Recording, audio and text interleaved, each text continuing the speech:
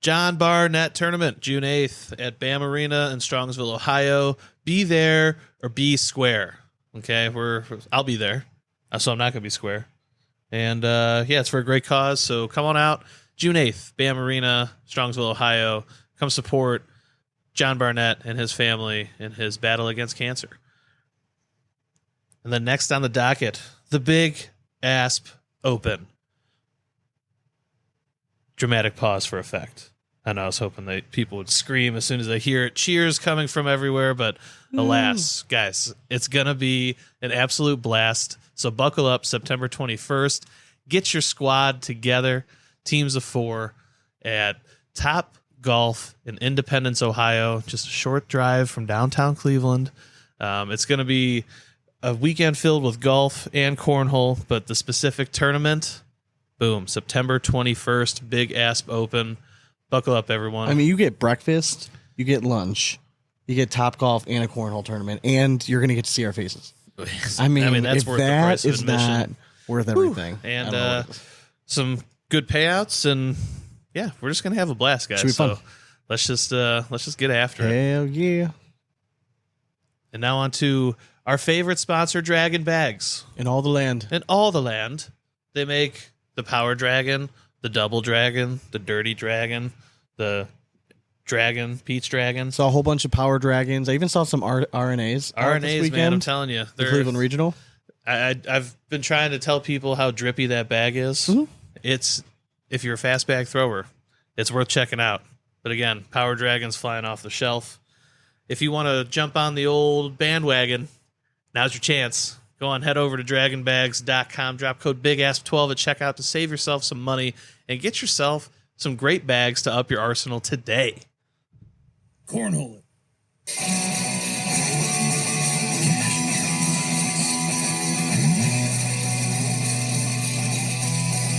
Big ass cornhole.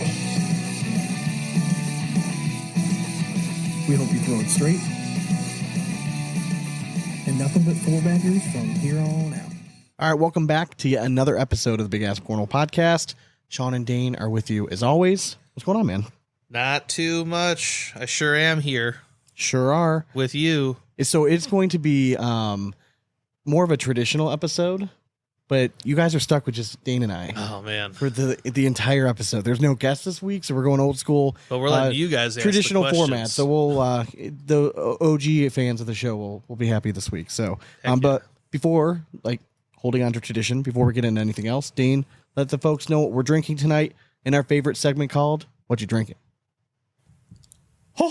What you drinking? Well, Sean, we made a stop out to Market Garden Brewing. Sure did. On West 25th here in the great Cleveland, Ohio. And picked ourselves up some Pineapple Express Terpene IPA. It's delightful. I enjoyed several of them yesterday. Yeah, 7.1%. I think it was like 4 at dinner and then another one when we got back here. It was slapping all the right notes. It was. So if you're ever out by Market Garden Brewing, go check out the the Pineapple Express Terpene IPA. I've never heard of that version of an IPA, but it's really good. So definitely hazy. Yes, I mean, for it sure. looks pretty cool in the glass. Actually, it does. It's real cloudy, cool but it almost reminds me of like an old unfiltered IPA. You don't really see those around anymore either, but it's really good. I enjoyed it as well. All right, folks. Well, we have more audio gold planned for you all this week. We're going to recap the results of the ACL Cornhole Mania, the finals from the PRO Shootout, singles and doubles. We're going to review some bags this week. We haven't done that in several weeks.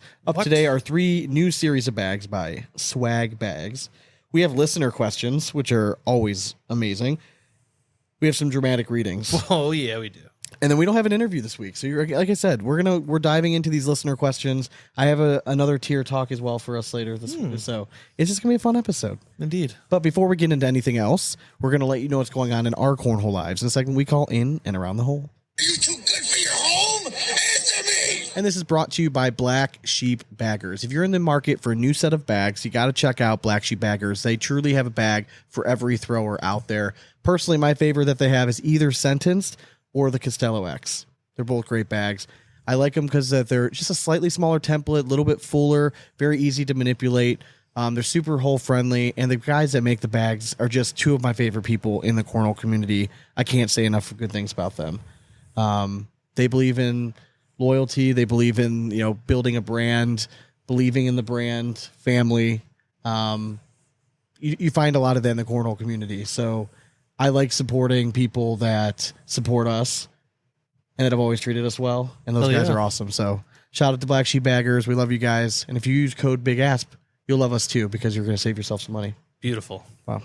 All right. So help people. That's so what we had, I know I had a busy weekend. yeah. A very busy weekend. So Friday we met up after work, like the whole family, the whole Asp/Gillen clan. Yep. Met up and we went to the Guardians game. That we did. Had a great game. Guardians won. Oh, did they ever? It was dollar dog night, just crushing. 8th inning. Crushing wieners. Take the lead home run and then close it out with Class A. Yeah, it's just dollar dog night. The kids were well behaved. Fireworks. And, it was a night. It was fun. It was fun. And then Saturday morning, I headed out to the Cleveland Regional. You were busy, but you've been up to the last 2 or 3 without me. Yes. So I went up this time by myself. I will say the turnout was surprisingly low. I was actually a little disappointed. So I went up for the blind draw. Yeah. And then I'm like, well, I got to be out by 2. But if double starts right at 12, yeah. If someone needs a partner, real quick. Yeah, exactly. I just wanted to throw. You know what I mean? But if someone wants, if we happen to go on a run, which wasn't going to happen, but if we happen to go, I just be honest, be I got to leave by 2, but I'll play. So right as I was about to leave, I played in the open blind draw. When I think 2 and 2. I was about to leave, and then they're like, "Hey, we need one more team in the competitive blind draw in order to run it for ACL points." Mm-hmm. I think at that level, I'm technically at competitive. They're like, "Do you want to play?" I'm like, I don't know. They're like, "There's only 6 other teams, so it's gonna be a pretty quick tournament." I'm like, "All right, throw me in there." I ended up throwing really well. Mm-hmm. Got partnered with our dude Dennis Fortney. Threw probably the best game I had in a long time. I threw a 10-6 something. Damn. I think I only missed 2 bags or 3 bags the whole game. I was just kind of locked in. Dennis was struggling a little bit. The same thing in both blind draws. I threw okay in the first one. I felt bad. I threw with young John Chris. Yeah. I made him throw the Power Dragons. Young Chris is his street name. Young Chris is street name? Yeah. Okay. Yeah, Young Chris is you can see that he has potential, but he is so inconsistent. It's wild. No 2 throws ever look even remotely close. When he loves to throw that real dirt bag, really he throws the mud bug. Which really, again, it's just if you're not used to throwing that bag, it's a hard one to throw. But it took me 2 down and backs watching him throw, right? To realize okay, his slide shot has a little bit of a hop skip, but it's not cutting that much, but it hops a little bit. Whoever he was throwing against was doing a nice job landing a level 1.5 block against him. Mm-hmm. But so I was just trying to tell him, throw your normal slide shot. Just throw. Just trust me, and it's gonna hop over. Well, he wasn't trusting me until we got later in the game. I'm like, please, man. I'm telling you, for the love of God, just trust me on this. Just throw your normal bag. These Draggin Bags have a little magic in them. They'll go in. Sure enough, he started figuring out oh shit, they're hopping. I'm like, dude, I'm fucking trying to tell you for 14 rounds, but you know why? Because you feel the bag and you don't think it has the ability to hop. But no, it actually does. It does a little bit. But yeah, again, I didn't throw great, but I threw well enough. It was nice to get out and throw against good throwers again. That's why I love throwing it open. Mm-hmm. I want to step up to the board and know that there's no easy games. Yeah, you got to be on your shit if you want to. Correct, because thinking competitive, every once in a while you'll find someone can sneak that one out. Someone's just not throwing that well. Yeah, you know what I mean. Yeah, then you'll come across somebody you've never seen before, and they'll throw a perfect game. You're like, correct. What the hell is that? But if I'm off, I know my team's gonna lose. Yeah. So I have to be on, and I tend to just lock in a little bit better. But again, it's just a case of I'm very much an 8 player now, right? I can go up from there because I feel all right, if I miss my first bag a little right, next one might go a little left, and then I'm finished. That I can finish. I'll get the next. You know what I mean? So I feel comfortable getting at least. So then it's just kind of going up from there. So my goal is just let's move that up to 8.5. Let's get it to 9, and then if I get to 9, I'm happy. I'm good. I just want to keep throwing the bag straight. Yeah, it's fun. That's all you need. It's fun when you play well and you feel competitive. I don't even have to. This sounds weird. I don't even have to win necessarily, as long as I feel like I stepped away, but all right, I felt like I played well. I feel like I'm making improvements. And sometimes you get those out of losses, And I feel like I'm really close to just like, once I get over the hump, like then I'm going to be rolling again. And like, then I'll find myself winning more matches. It's just kind of remembering how to win almost. Yeah. I mean, we've said it many times on this podcast before. Sometimes you just got to take some easy wins and remember how to win. For sure. We had T-ball practice Saturday. You actually stopped by. I did. I swung by to see how the team was looking. Man, the coaches are just terrible, though. Man, Dude. They got some athletes out there, and none of them were in peak form yet, and the season's like already upon us. We got plenty of time. We got like 6 more practices left. We're good. Yeah, no, it's fun. You guys had thin numbers at that as well, so maybe that was just the theme of the weekend. Yeah. First nice weekend of the year. Everyone just correct. wants to not do the stuff they're supposed to. Correct. So then yesterday, I'm trying to think what the hell I did yesterday. I mean, Yesterday I know was Nora's dance Oh, recital. that's right. My daughter's dance recital. And then When's we that? also had dinner out at Market Garden. Yep. So that was did all dad duty stuff in the morning. I'm Dance happy recital was good. happy that you got to throw. Yeah. I stayed home and I was a good boy and did a bunch of yard work. I get it, that man. Desperately needed to be done. I'm not home next weekend, so then everyone's like out of town the following weekend. So Yeah. I feel like I'm gonna be. Well, that's why I'm so happy I got like all the mulch and yard work done. Yeah, and that's like this I'm was done literally for the my fucking last year, like man. big project that I needed to do. The last thing I need to do is just reset my pavers on the patio. But Okay. that doesn't take. Yeah. too Besides long. like cutting the grass, like I'm out. Like I'm good. Like Yeah. we're done. Like the summer project stuff is Exactly. fucking done. Like I'm not Yep. doing anything The else. next is just when the leaves fall, and it's like, God damn it, I don't even have a tree. Yeah, I just stopped giving a fucking shit about it. Like I'm just like fuck it. Like it's not why. Like I'll rake up a little bit, but like I'm done doing it Yeah, like just hardcore. Blow them. You have kids too. They love jumping in piles. I of just leaves. wait to the end. I put it in one giant pile. I mulch them up and I throw them in like this back corner that I'm turning into like a compost thing. That's all it is. Sweet. Yeah, You hippie. Your compost stuff. it's not like a legit compost. It's just an area where I dump old I leaves. just throw all the leaves of my grass there. It's gonna Correct. smell like shit. Correct. Correct. For sure. Love it. Yeah. I'm trying to think if anything else crazy that's been going on here. No, I threw a little today. Did you? Yeah, I just put the boards out real Okay. quick and. I was chucked a actually little working on my short game today. I was chipping outside in the bit. yard. Oh, yeah. Just working, just having the confidence of going through the ball and not decelerating. Yeah. You know what I mean? Because like I feel like that's my problem sometimes. That's when the club face will open up. But if I just trust it and it just and loosen my grip up a little bit, it Yeah, comes I've been, right back. Been working on my putting down here a bit. Believe it or not, this carpet here is very nice to putt on. Yeah, I believe that. And then chipping, and I've just been doing like heel down and toe down, Okay. trying to change those trajectories. That's for the what I bump and wanna run try to and work get on the tomorrow. flop. Yeah. So just been trying to work on the distance control of particularly the flop, because it's not a true flop. Like it just comes out a little bit higher. But yeah, I feel like the bump and run I'm doing just fine now again. So yeah, just trying to get the flop down. But I'm actually golfing probably tomorrow after work. Yeah, I might try to go. I might go out with Nora because I'm volunteering at like this ice cream social at her school, and Yeah. I guess I can just like take her after that. Oh, well, so I'm there you like, go. I might just go try to play 9 holes. I'm gonna kind of feel it out tomorrow. Can she entertain herself for like the hour and a half, 2 hours? Oh yeah, she just likes riding in the car. I would bring her clubs. Mhm. Like I would just throw them in there and be like, listen, like we're gonna throw your clubs in Dad's bag. Yeah. And then, you know what I mean? But and like most courses out there, like they've been fine with like her just riding in the car. They haven't even been charging me. Well, that's nice. It is very nice. It's very nice. It's nice. of So them. I'd be like, charge her double. did you get to watch any of the stuff from this weekend? I did. So Yeah. I know you and I went back Yeah, and watched, we watched- yeah, the and then singles I- again. Just I caught the doubles and stuff. Okay. A little bit, like I was just watching while at work. Okay. Had it on like in the background, but so I started doing like the live tweeting thing again. I think it was Friday night for like the teams. so events. how far did you make it before you fell asleep? Like 3 matches, I think. And again, it's I not thought you were gonna say 3 minutes. it wasn't. Like 3 minutes. And it had nothing to do with like the games weren't good or anything. I'm just tired when it comes to Friday kind of thing and just trying to stay up. And I had it recorded, so it was like midnight when I was like trying to you always watch have it. an innate ability to just fall asleep whenever Oh. you stop moving. Like Yeah. you're just like Yeah, sit down and instantly just fall asleep. I think I fell asleep here yesterday. You did. Like she's sitting in this Yeah, chair. just sitting in that uncomfortable ass chair. I just look over, just like I'm like, oh, all right, he's out. So I did catch some of it. I recorded it or I went back and watched it. All right. So where do you want to start with all this stuff? I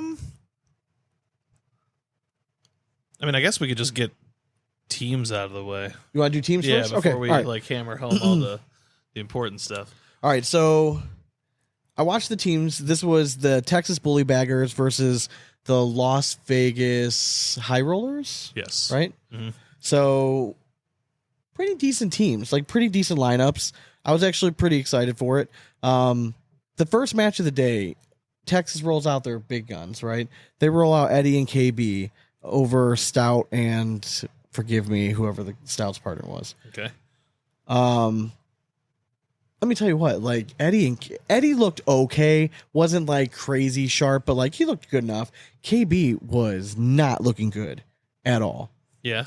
And it worries me a little bit. It does worry me because we really thought he was going to have his like coming out this year. I mean, he did last year, but I thought this was going to be like. I thought he was his going to year. solidify this year. I thought he was going to be Jeremiah Ellis this year. I think a lot of people did Yeah. preseason. So he's one of those names that we'll play a game later, but he's one of those names that I think that we consider panicking about right now. Mm-hmm. So they end up losing. So in a teams format, if your number one Gold Star team loses, I mean, that's not a great exactly look. Yeah. But listen, Texas end up putting together a run. They end up pulling out the team victory, whatever that means for right now. But it's still nice. But just like some little notes that I was writing as I was watching the matches. Where's the scoreboard? Like we were in game one through like 7 or 8 rounds, no fucking scoreboard. No fucking. I mean, unless you're listening to the commentary, you have no idea. But for someone brand new to the game, Yeah, they'd be so lost. oh, they'd have no fucking clue what's going on. They'd be like, oh, they just hold up numbers before each round. You're just missing. Yeah, that was pretty bad. I wrote Cody Henderson is more fun when he's playing well, because when he's off, he is off, and he was really off in that broadcast. And you could just tell it was like kind of eating at him, but he's just kind of a moper when he's not playing well. You want like exciting shit talking Cody Henderson. He had some pretty good clips of him moping. Oh, those pictures! I can't wait to use them. We might be chopping some of those up. I said Kaylee Hunter wore black pants, so we avoided any awkwardness. I'm just reading what I wrote. Let's see what else I wrote on Twitter here. I'm trying to remember when I fell asleep exactly. Come on. I'm sorry, Dane has like dial-up internet, so we're still trying to. For some reason, Sean's phone is the only phone that does not work in my house. I think he just has like. Okay, so I have. All right, so number 1, where's the freaking scoreboard? 2, KB starts off slow and keeps Vegas in the match. 3, finally a scoreboard in round 7. 4, Eddie G not as steady this match, which is unusual. 5, Vegas takes the lead by 2 in round 8, and Eddie calls a timeout. Will it pay off? 6, nope. 7, in terms of wins, this was a huge upset by Vegas. 8, how much do you hate round limited viewer Eddie and KB? 9, love the team pairing of Cody Henderson and Jay Dotson. 10, the atmosphere is 1,000 times better than the last broadcast, which is great to see. And that's when I fell asleep. There you go. I'm sure that's a good selling point. The atmosphere is amazing. I felt bad about saying it, but I'm just being honest. That's kind of why the tweet stopped. All right, let's move forward here. All right, elephant in the room. All right, there's this chick called Jeremiah. Yes. All right. In all seriousness, Jeremiah Ellis is undoubtedly the number 1 player in the world Right now, just good Lord. Putting it together. Love it. So he is putting himself in position to do something that like no one's ever done before, and that's like kind of like the perfect season almost. Yeah. Yeah, I mean in singles. We've never had anyone win the first 2 nationals before in singles. Just nuts. I mean, That's nuts. And as a rookie. When you rookie and you think about the field that he is going through right now. Because we've said every year, technically, the pro field is getting harder, in air quotes, right? Yeah. Every year, every pro says it, like, oh, it's getting so difficult. But then we have the same winner in the first 2. So he's done it when it's been harder than it's ever possibly done. He's won the 2 hardest cornhole tournaments ever. Yeah. Right? I agree 100%. Yeah. That's pretty wild. It's nuts, dude. It's such an incredible run. I'm a little disappointed just in the fact that I was hoping that out of this weekend, maybe we would get some sort of rivalry. I just don't feel it yet. Do you? No, I feel like everyone's just trying to catch up to because I don't feel Jeremiah. like there's a rivalry between Hissner and Ellis. Despite Ellis winning both times, I just don't feel like there's a rivalry there. Like I feel like there's such a mutual respect there. I don't know. For sure, yeah. No, I could see that. But again, what Jeremiah is doing has put him at such a Goliath level that I feel like the entire field just feels like a David. So it's never going to be an actual rivalry until somebody beats him. And that's why I didn't want this to happen.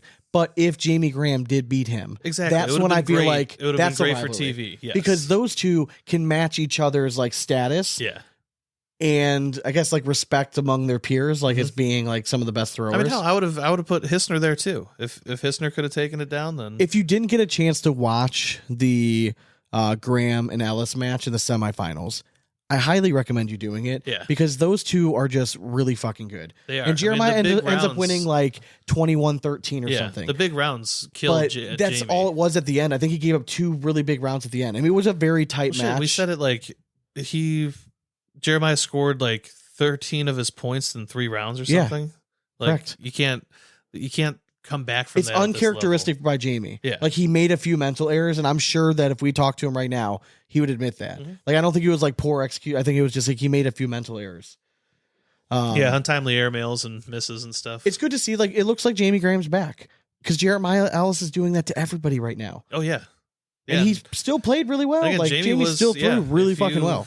Change 2 of those bags, it's a completely different ball game. Were you surprised that he decided to go with what looked like all slide 2.0s? Yeah, I couldn't tell if they were just regular all slides or the 2.0s. And I don't know if he went with those because the boards were a little bit faster and he wanted something slower.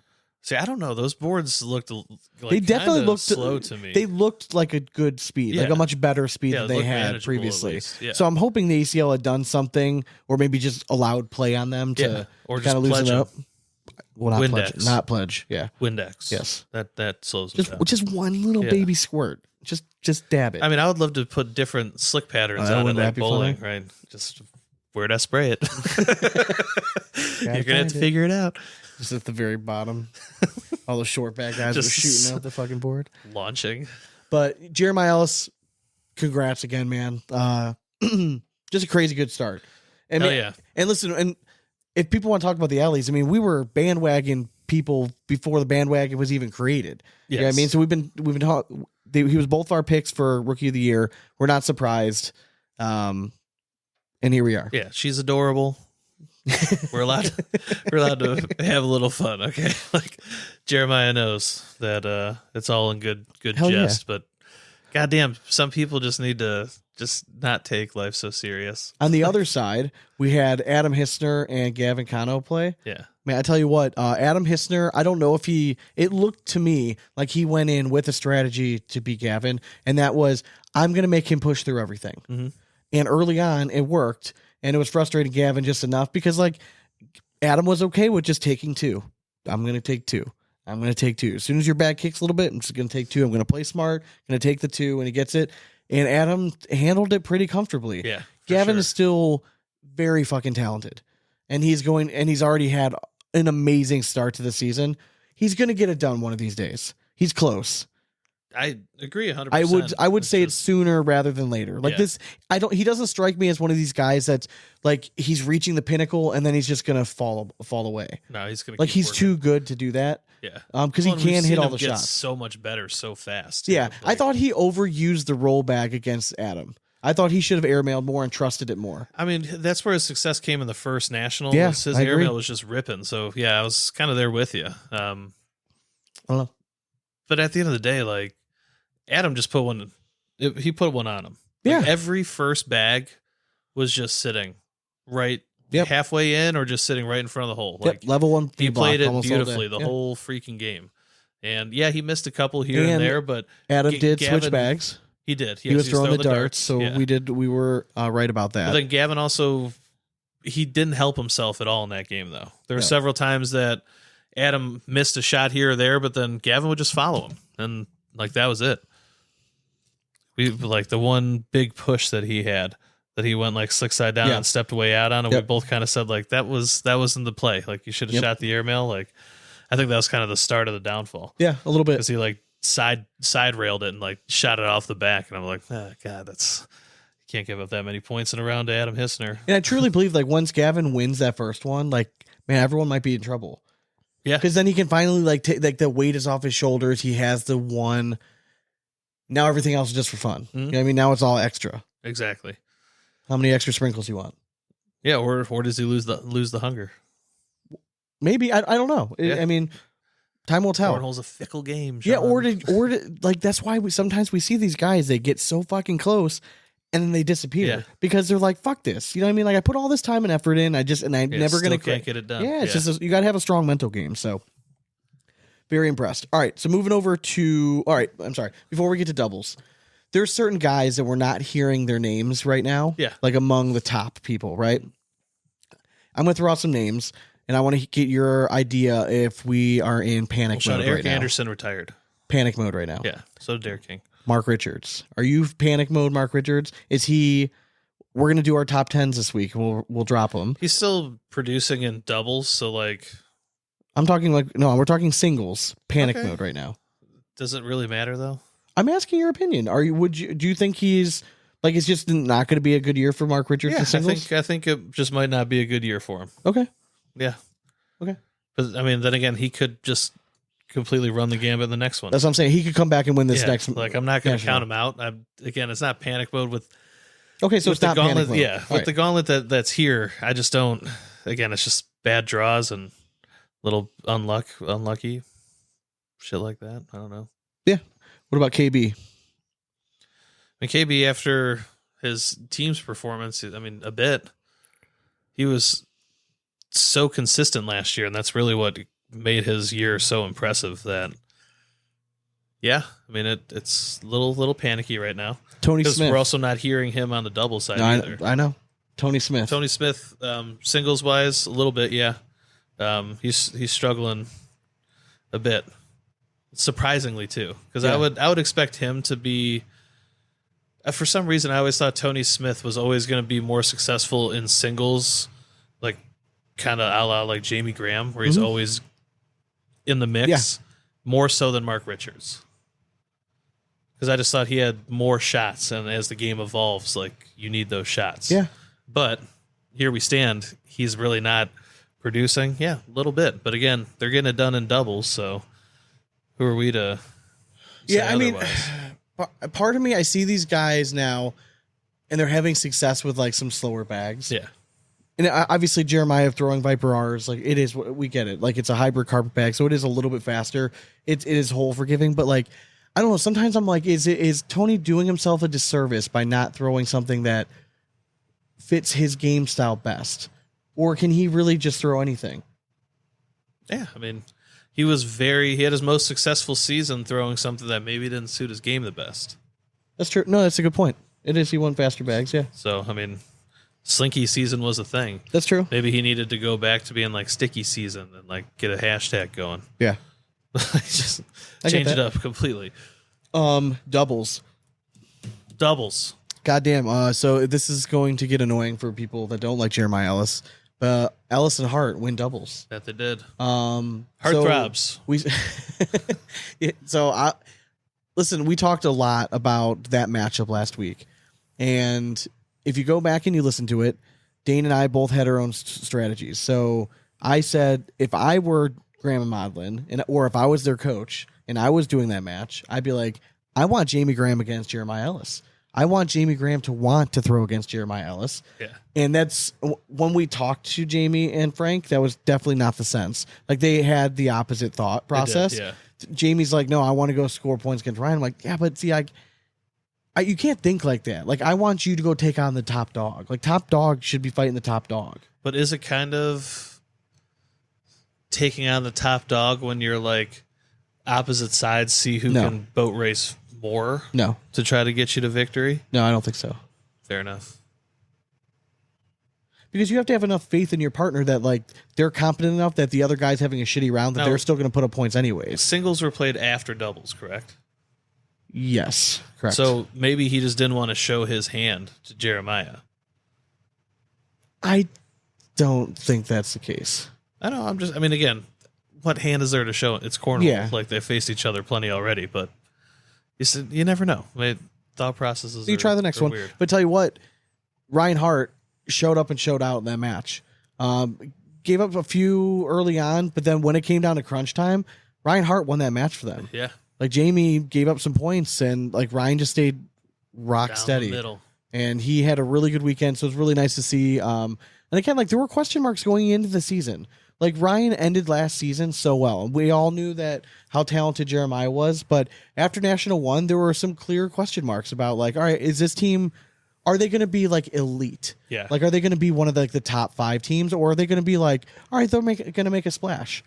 Well, now they need to back it up at National 2. I'm not saying they have to win the whole thing, but you got to be near the end of your bracket to be considered like, hey, we're having a pretty good fucking year now. Absolutely. You know what I mean? Like, Yeah. you get what I'm saying? Like, I do. Obviously, they're going to have a good year regardless because they win a national. Mm-hmm. But if you want to be like team of the year conversation at the end, you got to come and back it up this next one. 100%. And same thing with Mark and Tony. Yeah, they got to just keep staying around. Otherwise, Yeah, they made the pro shootout. Who gives a fuck? You didn't like, win I it. know in terms of like standings and matters or Yeah. whatever, but like, you didn't win it. yeah, like he didn't win it. He didn't win it. Yeah. So I wrote some notes down specifically. Do we want to say the shootout results real quick? No, I'll get there in All just a second. So with doubles, I took some notes when I was watching the Kano and Fisher versus Malone Hardball match. So I put Kano looked comfortable in the beginning of the match, a confidence. He had better posture. He just looked like he was fucking determined. Mm-hmm. I said Big Fish is looking slim. He looks He's really getting- good. He's on that KB diet. Yeah, thinning out a little Yeah, bit. he is. He look nice crowd. Good to see it. I wrote the question before the match really started. I wrote, how does Harbaugh handle Kano? Does he waver? Does he take it over eventually? So eventually, that's kind of what happened. So Devin Harbaugh showed up and showed out, and Gavin started off red hot, but then kind of fell apart. Malone versus Fisher was kind of a tale of unintentional blocks by Malone early on, and then Fisher was just kind of capitalizing. I'll tell you what, though, Kyle Malone has like this innate ability to push through bags, though. He does. Like he might be the best at that. Yeah, and he again, it never looks like he throws it hard. Yes. It comes out so smooth, but he's able to push 2-3 bag pushes like it's nothing. Yeah. Through 7 rounds, Kano hadn't missed a bag. He was 16-16 start, and he just looked determined. And then just shit happened, and they find ways to lose sometimes. I feel like those two, like they're both so fucking talented. If they just played like a clean game, and just They'd be minimize mistakes, Very hard out. Yeah. Oh yeah. They would win. Yeah. They would win. But they kill themselves consistently, and they just need to kind of limit those big rounds from that. All right. A little different though, having Gavin give up the round. In the pro shootout stuff. All right. So this is pretty crazy, man. So so singles, surprise, surprise. Eric Davis wins. Yeah. Okay, so we can just Get not him off talk the about board. Eric Davis in round limited format anymore. Yeah. Congrats. Awesome. I don't think it's a big surprise to anybody. We all expected him to win in that format. I want to see it translate to the round of 21. Or For sure. or do you only care about this round And he limited might. stuff? He might only Listen, if he's planning on winning it, it's Yeah. a pretty good fucking There payday. you go. Yeah. Now quick question on the pro shootout. Okay. So they have these payouts, Yes. like decent size. Mhm. Is it almost beneficial to not win the first couple, so that if you take second, like a couple seconds in a row, you just keep getting these paydays? Like, Yeah, oh yeah, you're going to accrue way more money. Of course. I saw that. I'm like, well, as soon as you win, then you're done. Yeah, you can't correct. go back. So why would you want to win the first one if you're confident you can get back there? Yeah. So like, I just thought it was kind of cheeky, but I mean, it's not a bad point. Yeah. It's true. like you're 3,500 and out. Yeah. Or you can keep making 2,500. Yeah. Each time. Who else was in the pro shootout singles? Well, I'll tell you, Sean. Thanks, man. Look at this, how fast you are. So we had Braden Wilson, who again, he's off to a really good start. Again, Yeah. it's round limited, but still. Gavin Cano, no surprise there, and then Alex Rawls. Okay. I mean, would you have expected Braden Wilson to be second in the rookie of the year voting behind Jeremiah Ellis at the start of the season? At the start of the season? Yeah. No, because I thought that he had the most question marks, just because it seemed like he had really burst onto the scene kind of later than a lot of the other guys. And then Ryan Trader came in so hot Yeah. coming into the season. I thought it was a no doubt that he would have been kind of second. Well, the thing with Braden Wilson or like too, is Sammy. we haven't gotten to see much of him because he's like in Texas, and they have so much. And I don't cornhole, think he so, plays as much as everybody Yeah. else. I really don't, which is wild. See, I think there's just a lot of cornhole to play in Texas. That's where he plays. Fair enough. Now, where the pro shootout gets interesting this time, it was in doubles. Mm-hmm. So you have Quinn Reeves and Tony Forbes, who are elite players. They actually win it, and they win it over Jeremiah Ellis and Ryan Hart. All right. So they take down Jeremiah Ellis and Ryan Hart, so national number 2 winner. And then their first game, they took down national number 1 winner, Tony Smith and Mark Richards. So again, Quinn Reeves and Tony Forbes win. They're elite players. Yeah. Your immediate thoughts on that? I don't necessarily agree that elite players get to go play in the pro shootout. Even if they had to qualify? I mean, because they did. Again, I understand the qualifying stuff, but again, it's no slight to them. They're phenomenal throwers. I just can nothing be just exclusive for the pros? You have to give something for the elite players to want to try to go for, right? And this was one of those changes, is that it used to be like you weren't being able to qualify for the pro shootouts, but you could qualify for the main bracket. Now it's the pro shootouts. Obviously, And the main bracket. You can get into both. I'm okay with them winning. I don't think it's a great look for the ACL like pro division. Exactly. That's basically like, we were talking about this beforehand. The best comparison we could come up with is if an amateur player in golf came and won the fucking Masters. Yeah. I mean, that's basically what just happened there. I mean, An we brought amateur up, non-pro player. Yes, they're elite, but they're not. They shouldn't be considered pros. Yeah. They're elite players. Won against the number 1 pro in the country. Like, that's just not a good look for the ACL. Yes, it shows like the depth of talent, blah blah, but it means that you didn't pick the right fucking guys. To exactly. be pros. Like, why aren't these guys pros right now? It makes no fucking sense. And I know, like, I saw somebody post like about Quinn Reeves, like, had like just missed getting through the gauntlet back-to-back years or something, like, to become pro status. It's like, if he's able to win this shit, then like, where's the like scouting at, Now I to will get him say, in? it's round limited again. The one thing we've said about round limited is it brings in anybody can win. Now Tony Forbes has been on a motherfucking tear. Yes. Next to Ryan Trader in the open world, he's been killing it just as much as Ryan has For been. sure. So he's very much in the know. I'm not super familiar with Quinn, but obviously he had a killer weekend because he also won open doubles, right? Yeah, I think it was. Yeah, I think he won open doubles too. It's all right. Yep, with Candler Candler bag. That's right. But yeah, it was. It's one of those things I don't know what to think about. I kind of agree. If it's a pro shootout, it's almost like, hey, we're gonna let you in, but you're not allowed to actually win this. So you know this, right? Exactly. Like, we'll let you show up for TV time, but here's my other question: is that I believe I'm not positive, but I believe Tony Forbes like in high school, right? So like he's in that age group. Mm-hmm. So if Tony Forbes decides he wants to go to college on like a cornhole scholarship, is he allowed to take prize money? I think you can now with the NIL. Is that deals and how that stuff. works? Yeah, I think you're okay now. Because I always wondered about like the eligibility question if they're trying to grow this college division. Yeah, because like I know like amateurs like in golf and stuff, if they won prize money. Now, how pissed would you be? Because I'm going to tell you what, Tony Forbes and Quinn Reeves have a legit shot to win the whole fucking thing. Yeah. How I don't, is it a good look for the general public, right? Let's say somebody turns on and they're clicking on the finals and they turn on and they see that amateurs won a pro event in cornhole. Is that am I thinking too much into it? So like, honestly, should it not matter? I know the line is I'm blurred because it's thinking- just literally 3 letters, right? Right. It's elite versus pro. Yeah. Like, it doesn't really matter. They're clearly good enough to be pro, but like it is just, it's a semantics thing. But I think you would see a lot more participation in the elite level the following season, and a lot more diamond status. I'm glad you said that, per because I think you're right. I think now every guy on the couch would be like, fuck, man, if I would have just signed up for diamond. I've beaten Tony Forbes once 6 years ago. Yeah, I scored 6 He points was on like him. 12 years old.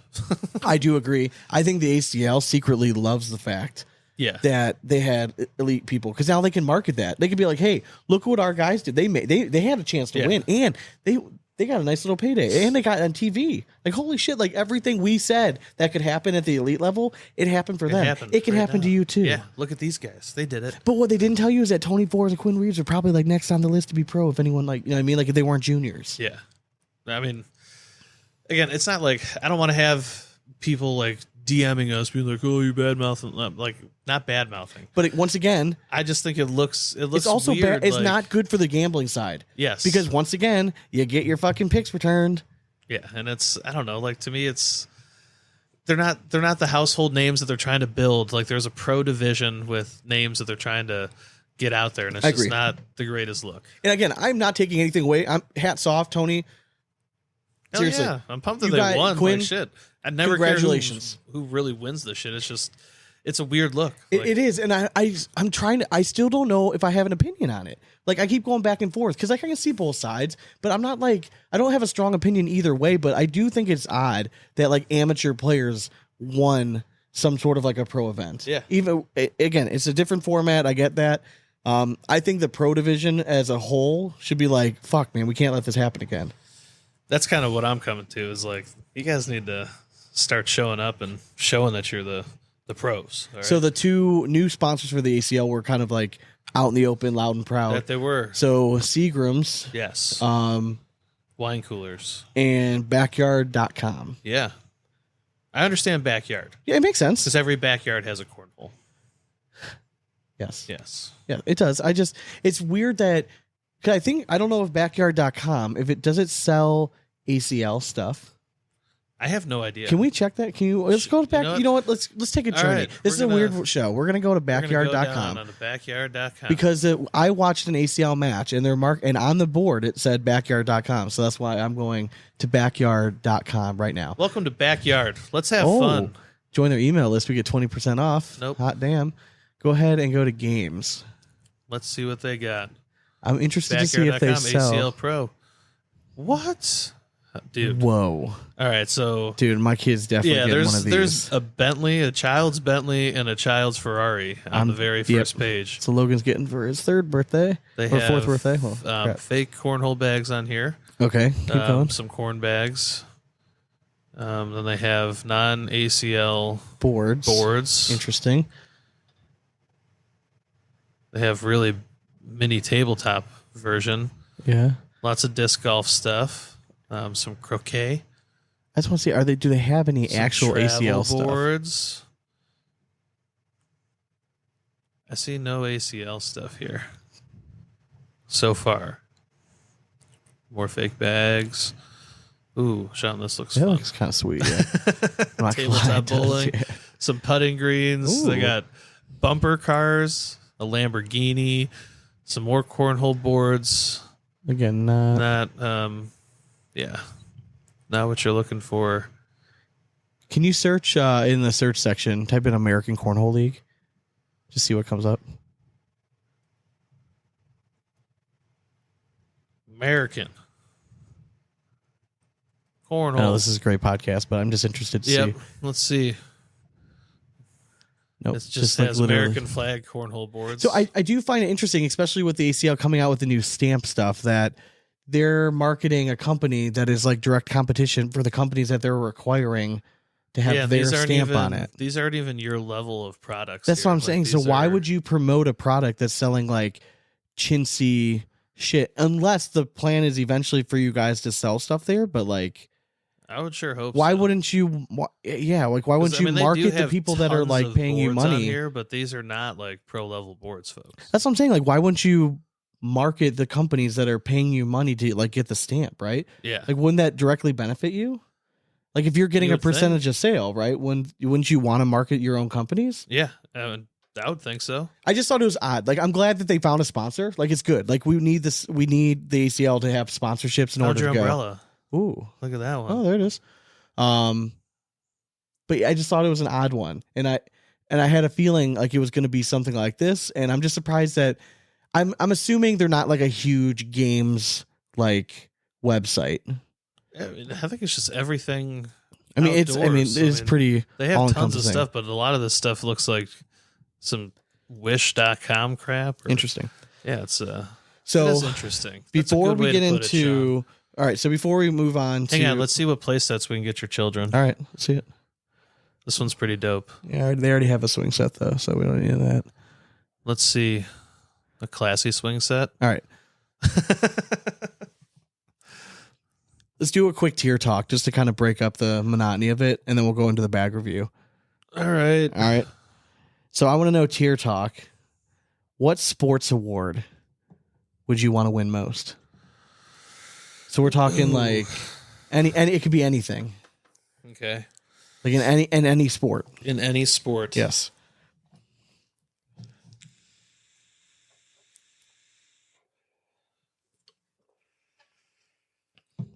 All right. You got it? Yeah. I Okay. mean, so I think the honorable mention, I think I would want to do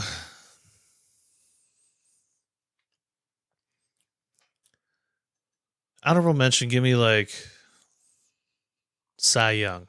Yep. Okay. Yeah, I get that. And then number 3, I would go with the NHL MVP. NHL? Okay. Because I just like, I don't know, we had the era of Ovechkin and Crosby, and Yeah. I mean, they're just like forever etched into hockey lore, and I just think hockey fans are fanatics, Yeah. so I think it would be fun. Number 2, I would do NBA Finals MVP. Okay. All right. For some reason, people care about that. Okay. Then number 1, just because I think it would be dope to say that you did it, I would want to win the Triple Crown in baseball, which I know it's not like a true award, but accomplishing that is something that would be. I think it's a Triple Crown award, right? Yeah. I mean, you have to lead all 3 of them. Yeah, correct. Like it's insane. Okay. I just think like you put together that season, you 2 are forever etched into baseball lore. Okay. That's solid. Yeah. My honorable mention is a Gold Glove Okay. in baseball. Yeah. Just I don't know why. I feel like it's a very underrated Oh, for sure. award. Yeah. And like it's like you actually get like a Gold Glove. It's not like made of gold, I mean, but it's like I say Cy Young, and that's just because Cleveland pumps one out every year pretty much. Yeah. And also, fun fact, they more often than not win the Gold Glove too. correct. So We did you know that there is a platinum glove winner Yes. every year? Yeah. That is like the best of all Overall, the Gold yeah. Glove winners. Do you know who won it last year? Ooh, I don't know about last year. I know Ken Griffey Jr. won it twice. So last year's winner was on the Guardians. I'll give you a hint. Was it Gonzalez? Jimenez. Oh, Jimenez. That's Yeah. who I was Yeah, thinking. yeah, Yeah, yeah. sorry. Yeah. Just one of those Spanish names. I couldn't Listen, remember which one. We Ramirez. hate to give up Jimenez? Lindor, but he's worked out very Dude, nicely. Jimenez has been. He's worked out very, very nicely. I mean, So God, like almost perennial MVP candidate. Like, yeah, people I don't mean, even know who all he star, is. if nothing Yeah. else. Yeah. Okay, so my honorable mention, Gold Glove. My number 3, I think, is a gold medal in the Okay. Olympics. If you're making me say a sport, either wrestling or sevens rugby, I don't Okay. care either one. My number 2 is Super Bowl MVP. Okay. Obviously, I mean, again, you're talking about etched into lore. I mean, for fuck basketball, like let's be serious for a second. I don't know, man. Like for some reason, that's always a stat that they throw up there as like Finals MVP in basketball. No, I agree with you. Super Bowl MVP. It's just were you the quarterback? There you go. No, I get that. And I think my number 1 would be MVP of the Rugby World Cup. Okay. My personal one. My personal favorite. Okay. You ready to do bag review? I think so. Let's do it. And it's not just making them smaller, they completely reshape them. They make them more supple and symmetrical. I gotta catch a glimpse of these warlocks. Let's make a move. And this bag review is brought to you by the maker of the best boards in all the land. What's that? The That's Cleveland. right. The Cleveland in Gnarly Bags. If you go to gnarlybags.com, you are going to find on their website home to some of the best boards in the business. Pro quality, amazing print. They play consistent. I just played on their boards all weekend. They're awesome. All right. Go to gnarlybags.com. If you use code Big Asp, you're going to save yourself some money. Again, for the best boards in the business, go to gnarlybags.com and use code Big Asp at checkout. Do it. All right, so up this week, we got 3 series of bags. Trace. by Trace series. our friends over at Swag Bags, Swag Bags. who I am low-key becoming a huge fan of their bags. I throw their bags really well. Yeah. And we're going to talk as we review some of this, but I really like their fill. I really do. It's probably the closest thing that I felt to my set of Power Dragons that I love. It's a blended fill for sure. And I just, the density of it and everything, it just fits well into my hand. Just feels right. Yeah, man. They play really well. All right. So let's start off with the Maniac. Have we reviewed this before? People go to Hard Drag Push right quick. 'Cause I'm trying to remember. This seems familiar, and I don't know if it's just the design that's throwing me off, but I feel like the slick side is. I would have remembered this. Let's see what we got here. Let's see what we got here in the old Bagapedia. Scroll down.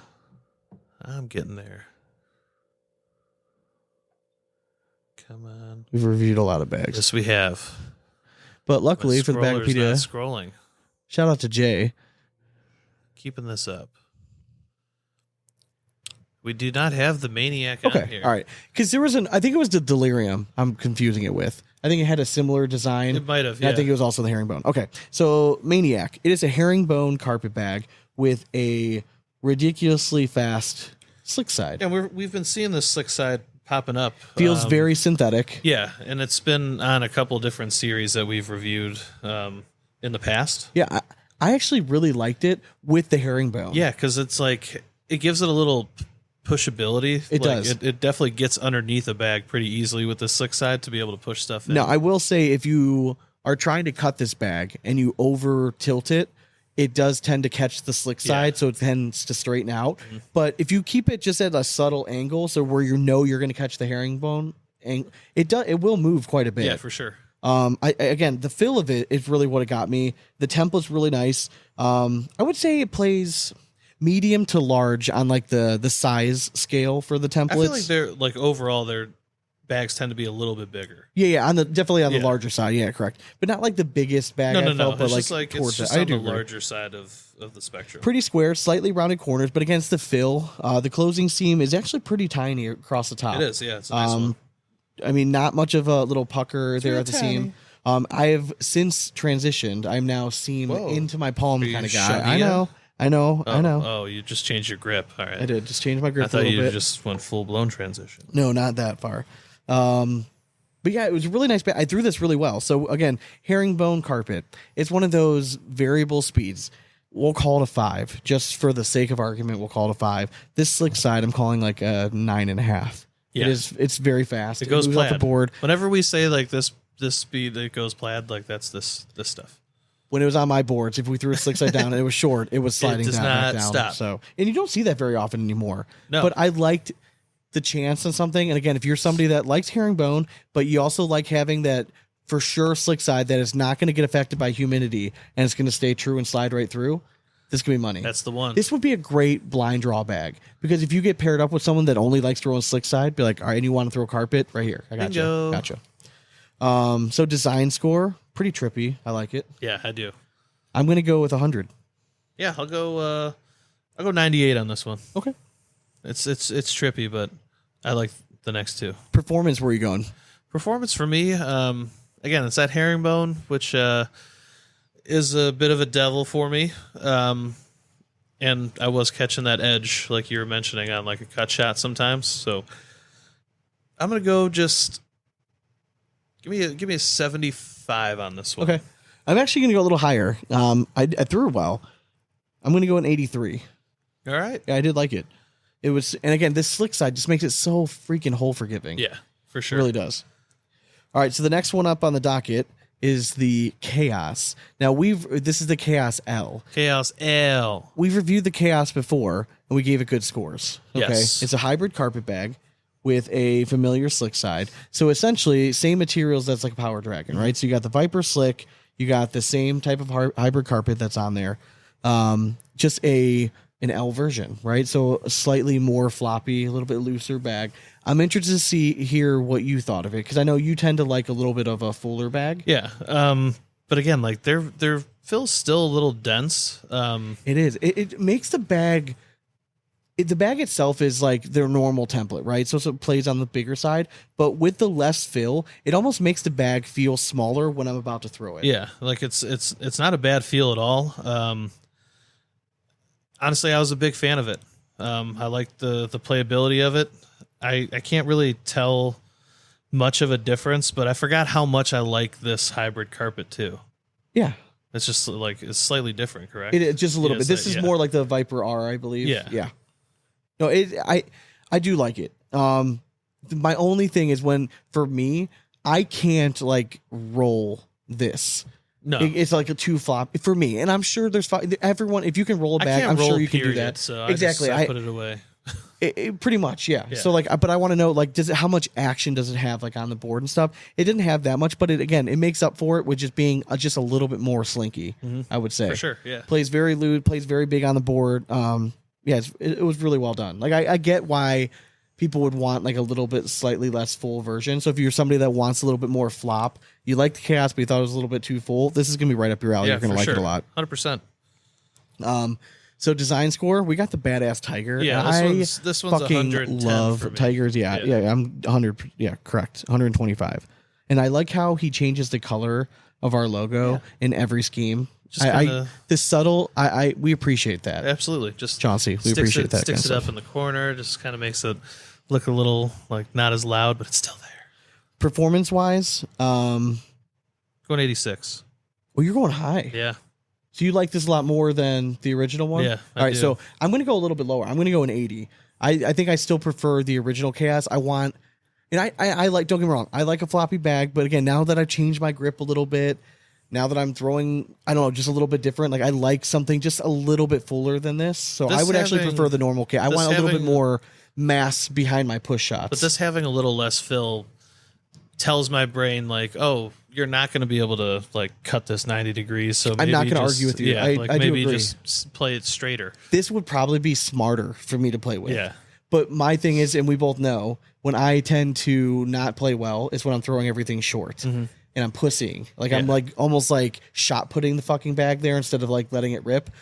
When the bag is super like light, if I'm not throwing it with confidence, like all the bags do is kind of just mush together. They don't actually advance up They the just board. mash up. And that's what I had issues with the Dude Abide from Big D when I was in the TCL event. Love that bag. Super slinky. If it gets by the hole, it's in the fucking thing. But if I started being a pussy, throwing it short, I was having a hell of a time pushing through things. Same thing if I'm playing somebody that's throwing a very sticky bag.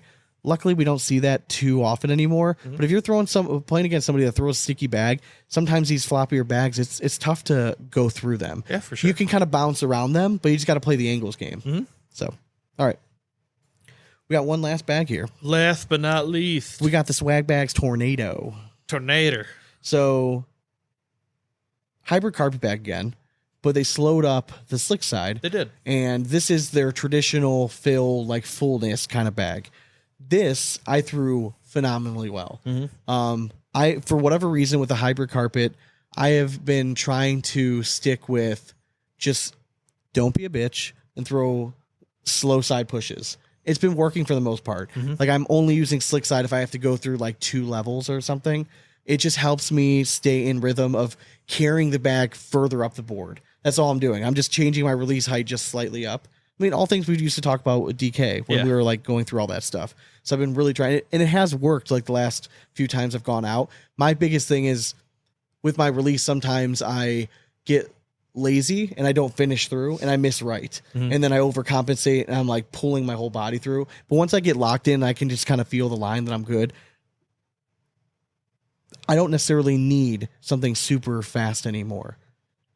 And I don't know if that's just me evolving as like how I'm playing. You're a beautiful butterfly now. Well, I just feel like I don't land the bag as soft as I once did because I don't feel like I need to throw something super fast, because like if we're having secret time, I used to throw slick bags because I'm like, I can't do anything else but slide a bag in a hole. Like I don't feel comfortable doing anything else, so I'm just gonna go as fast as I can and just try to put 4 bags in. But now I feel comfortable. Like I'd like to throw that first bag short. Like I want it to be like a level 1 block and then push through. Yeah. Because if I know if I'm pushing through well, like I'm gonna do very well on the day. So I don't know, but I like this bag a lot. This is very traditional. This reminded me a lot of the Chaos, just maybe a a half of notch slower on the slick side. So we'll call this 5.5 on the slow. We'll call this like an 8. Yeah, I'll go 7.5, 8. I'll call an 8 on the slick side. But yeah, I mean, if you're a swag bag liker, right? Yeah. You like Definitely swag add bag. this one in, Yeah, too. man. Like, cause I'm telling you, if you haven't tried them yet, they're up there right now with some of my favorite, just because of the feel of the bag. They've done a really nice job coming up with a nice blended fill. I think their playability is very nice. Yeah, and honestly, like, I don't know if you noticed, but the slick side is almost like Velcro when it goes to grab shit.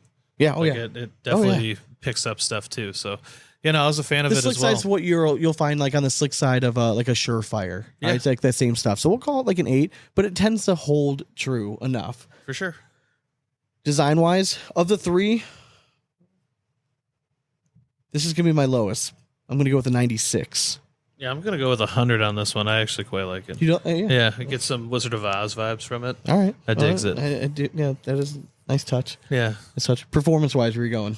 I'm going 85. I'm going just one notch so you- lower. But okay. yeah, I really like these two hybrid versions of bags. They're similar, but they play completely different. And both of them have the same fabric on one side, which is always cool. Yeah, I'm going up there. I'm going just one below. I'm going 84. Okay. I did like this one among the bunch. Played really well. So if you haven't tried out swag bags yet, I first get yourself a set of Power Dragons, and then if you're looking to add some more swag bags, S'more. right How up can I there. have s'more if I haven't had any yet? Some more. All right. You want to do the dramatic readings and listener questions? Sure, why not? Why not?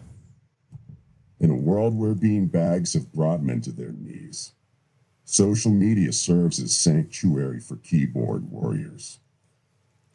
Time for the dramatic readings. And as always, dramatic readings are brought to you by Big D Bags.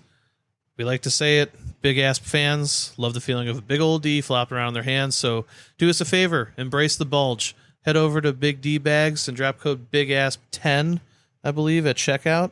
Sean, can you confirm? Is it Big Asp 10, or is it just Big Asp?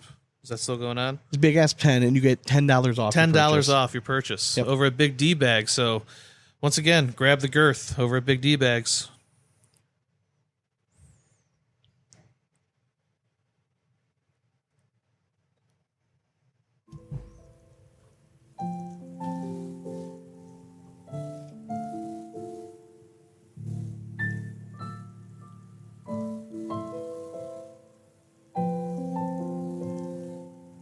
Chase Michael.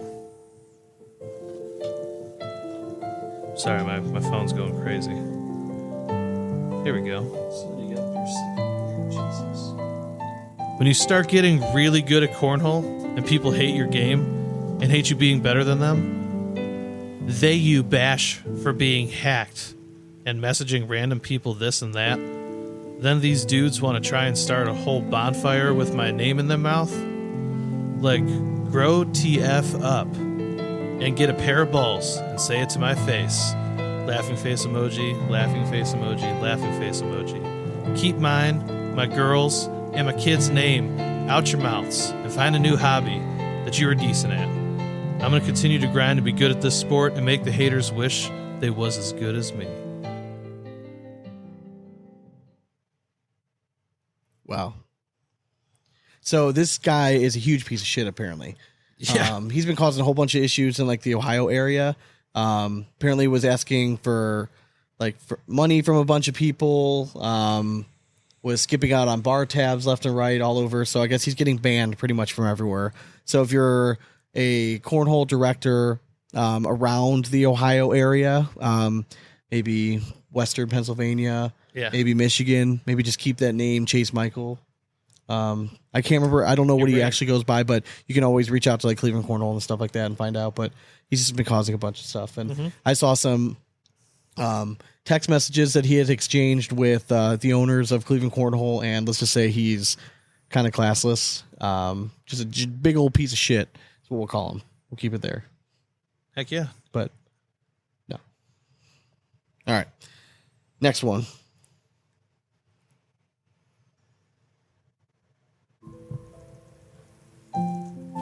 Addicted to cornhole. Rob Price. Riddle me this. Isn't the concept of SPR on Scoreholio supposed to do some magical mathematical calculation involving algebra, trigonometry, pixie dust, and unicorn blood to reward you for playing well against a player and punish you for playing bad against a weaker player? If so, can someone please explain to me how we could start a Switch match at 65.29 against a great player who had a 71.49 SPR, throw gas for 7 rounds, and match exactly his 10.14 PPR with the same 10.1 PPR, and after that game, which my partner and I lost, drop 0.15 in SPR points? Does all my good throwing get nullified in SPR world because my partner on the end didn't play his best? Or is there some other secret code that we need to understand to build up SPR? I'm about ready to break up with this stat. Ooh-wee. I don't really understand all the aspects of SPR, but I would imagine that when you're playing doubles, it depends on all the players involved. I think your so, yeah. It's not just directly who you're throwing against, but I believe it's like who you're throwing against and then his partner. So if his partner was a The pretty lowest of low everyone, SPR, yeah. and then that team still won, and their average SPR was slightly lower than your, I would Yeah. imagine. I think that's it probably, could have dropped even more if you didn't perform well. That's what I'm thinking. Then, yeah. So Ultimately, I get why people get frustrated because, like, if you play well, you want to get rewarded, and it's something as dumb as like a stat like SPR, right? yeah, for sure. But it is like a little low key, like a status thing in cornhole. Yeah, like if you go to absolutely. a blind draw tournament and you're a 70, people are like, "Oh fuck, like, Yeah, this like, guy's probably gonna win." Pretty damn good. Yeah. You know what I mean? Like, and then you have like a whole bunch of us that are all lumped in like the upper 60s. Mhm. But to get to 70 is a fucking grind, and It you got to really beat is. some really good fucking people. Heck yeah. And I feel like I've been like, I think before we started going to TCL stuff, I think I was at like 58. Like it was not Yeah, good. that Like was 'cause I'd pretty only damn played low. a few Scoreholio tournaments, not good. But I think I'm up at like 67 or something now, so it's like a slow climb. Yeah, I think I mine's might be like low, a- right just below that. I think I'm at a 65. But I'll I pull do it up agree. right Like here. there are some matches where you're like, oh shit, like I thought maybe I would have done better there. So- 65. oh, you are 65. I don't know exactly what mine is. I thought it was like 66, but I keep my widget, you know, You do because I'm keep a your baller widget. like that. I don't have a widget. 66.27. So Call shenanigans. Ben, what is he paying you to boost that thing? but I do get it. It's frustrating. I don't exactly know all the inner working of that, but we'll have to get Ben on soon. It's been a while. Absolutely, We yeah. need to get Gotta easy get him peasy. on. He'll explain this shit. No Yep. problem. I Just mean, be like, Ben, what is SPR? break it down exactly. We're going to give you the scenario. Tell me That's like it. I'm 5. So we're going to do one more dramatic reading that I came across today that I Ooh. think it's going to be a mood changer. All right? We need some positivity every once in a while mixed in this. So we're going to try that. As dramatic as it may be.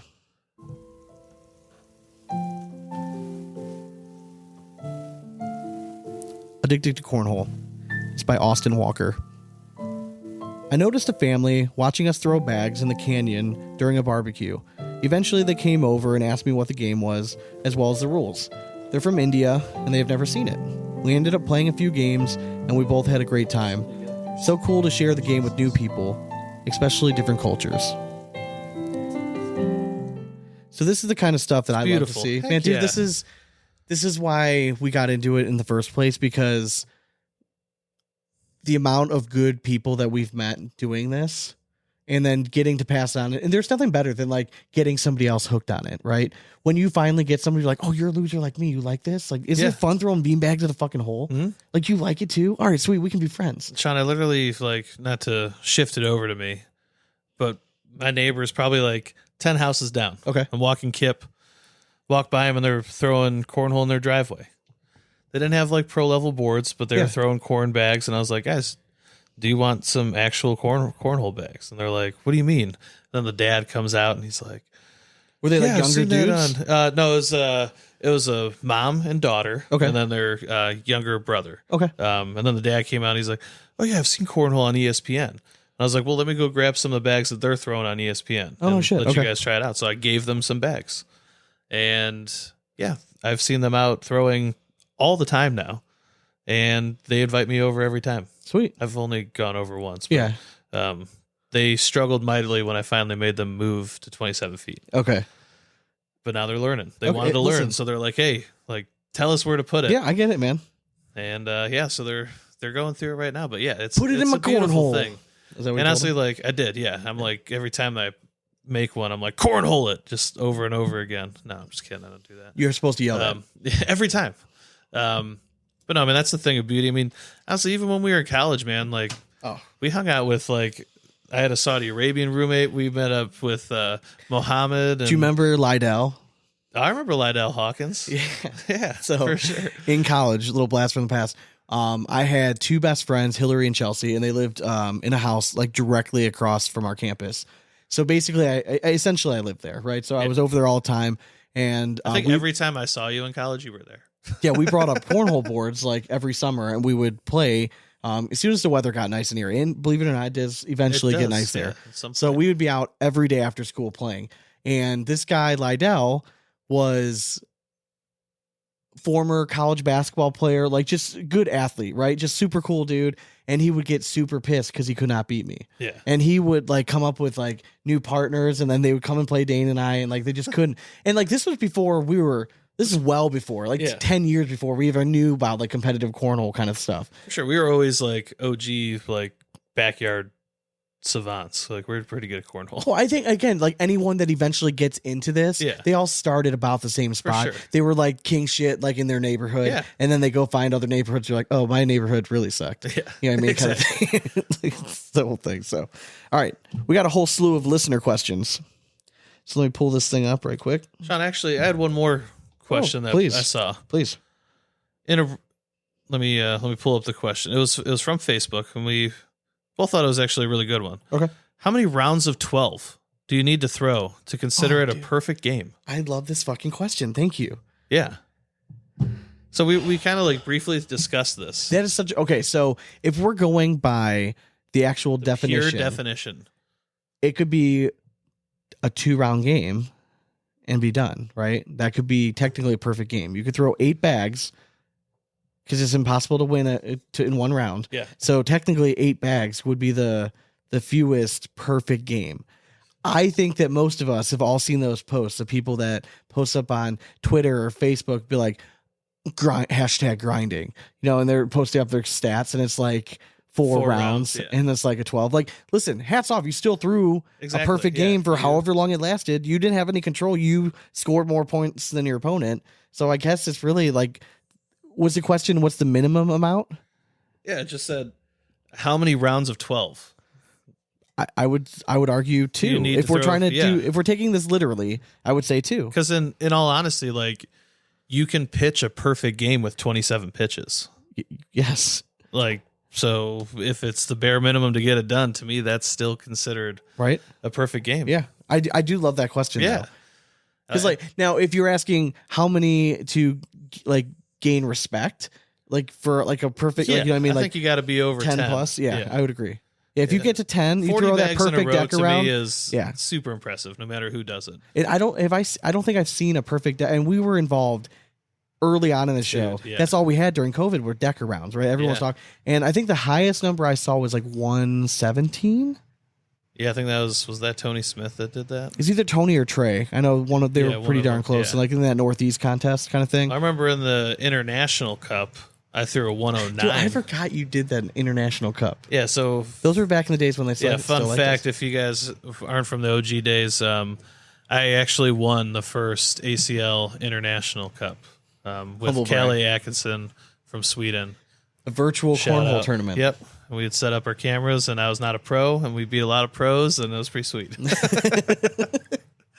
That was probably when do you think you were throwing the best ever then?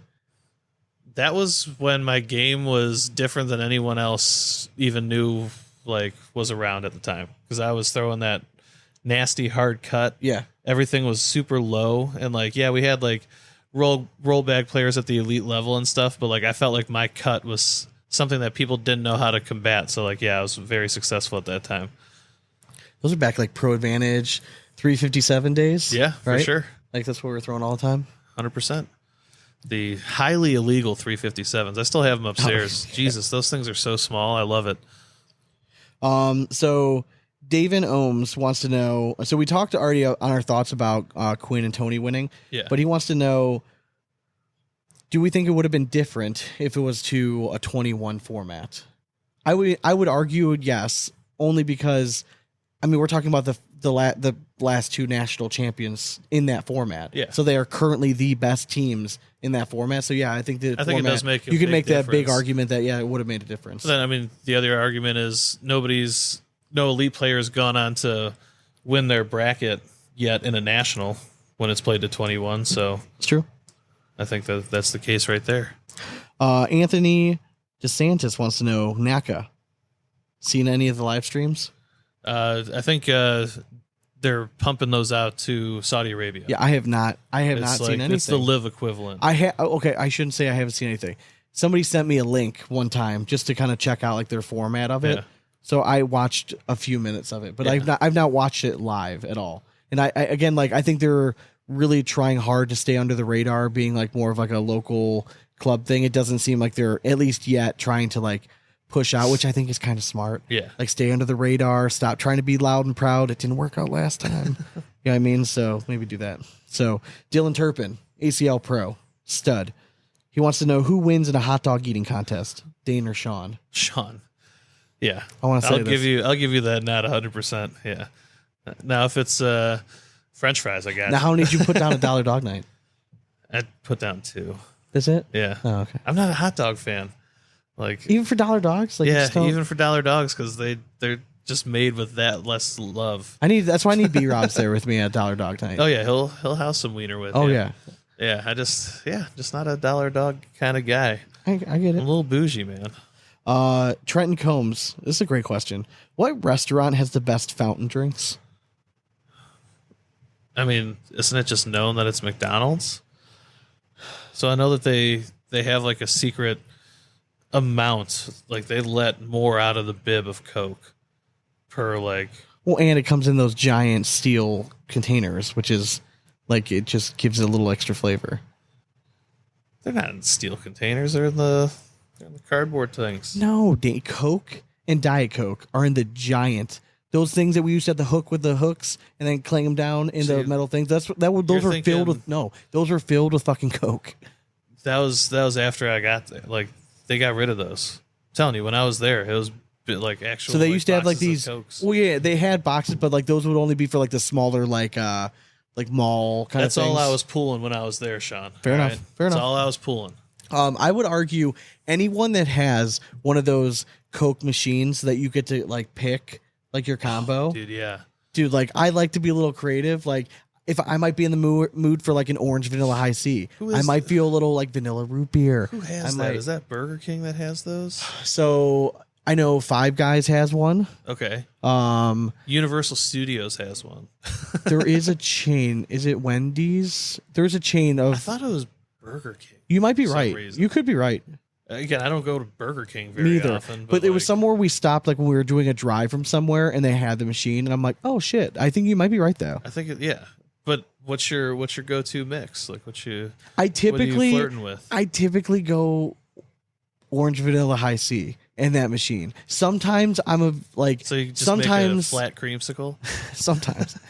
sometimes Why I'm not just go fancy with vanilla? you're gonna hear a theme here. I like vanilla apparently. Okay. Vanilla Coke every once in a while I'll fuck with. Now, Vanilla Coke, back when they relaunched it, like, dude, God. that's, yeah, that Crack. stuff slapped. Crack in a can. I wish they would do it again so I could have it with bourbon. Like, how good would that be? Dean. I know. Now I'm just going to have to go mix some vanilla in with my Coke and bourbon. Speaking of drinks, we're gonna be releasing a summer drink. Yes, we just will. saw Robbie, our cousin, the master mixologist last night. Hell yeah. Just popped over for a spell Gonna while come we were out. fancy us with some beverages. And we're like, don't just bring one. Yeah. Let's do a whole slew of them in one sitting. And I just love having them here. Absolutely. It's just fun. Tell All them to right. get over at like 5. So let's see the next one. Whose throw irks you? Chaz Vang. I'm sorry, I know I butchered that, but we're gonna live with it. Is there a throw that irks me?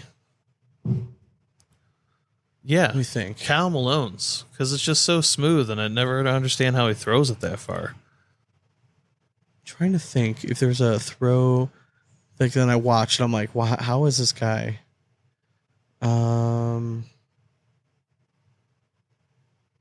I would say someone like Matt Abernathy because like it's like cheating. It's like 8 feet tall. You know, he Yeah, just he's throws this basically majestic reaching rainbows. Reaching halfway down the board. But I'm trying to think like format wise. because like I'm not somebody that gets like super rattled by like somebody stepping over the line, like all the steppers. Like it doesn't really bother me. I mean, honestly, Trader's throw bothers me.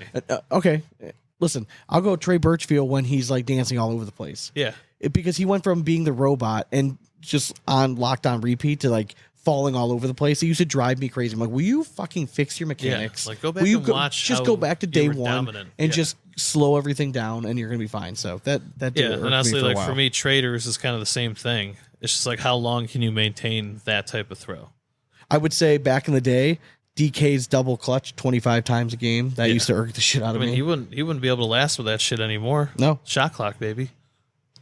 All right, so Mike Fabionaire wants to know pro shootout doubles, 5 rounds each is so fast.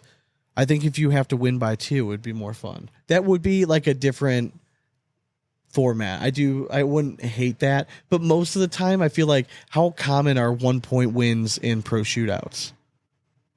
Yeah, it's not that common. Yeah, feel like. I would be interested to know. Like if it was something that was happening all the time, all right, then win by 2 maybe would be interesting, but that's part of the reason it's a round limited format. But I feel like you're it limiting- would give a little angst to the games then, like at the end. Yeah. All right. So John O'Mac wants to know, number 1, is the Throwbot officially back? Who's the throwbot? I don't know if he I don't know if he means Trey or if he means Jamie. I don't know. Yes, I would say both. Yeah, to both of them. Yeah, I mean Trey's thrown Trey's been far better this year than he did correct. last year. Yes, especially in singles Yeah. too. So yeah, he's had a very good season. Impact of more officials in the game. I would say they need it only if they allow flags. I would say that it's only going to force the pros to uphold the current rules as how they're written. Yeah, It's just going to force. I mean, right? Like if they had officials at every match, like you're gonna have to do I it. just still wish we'd see just flags raining down, like right in the middle of the court. And then his number 4 is actually pretty. The whole game, Sean, flags just showering down. I get it. Okay. I get it. Number 4, he wants to know if you agree.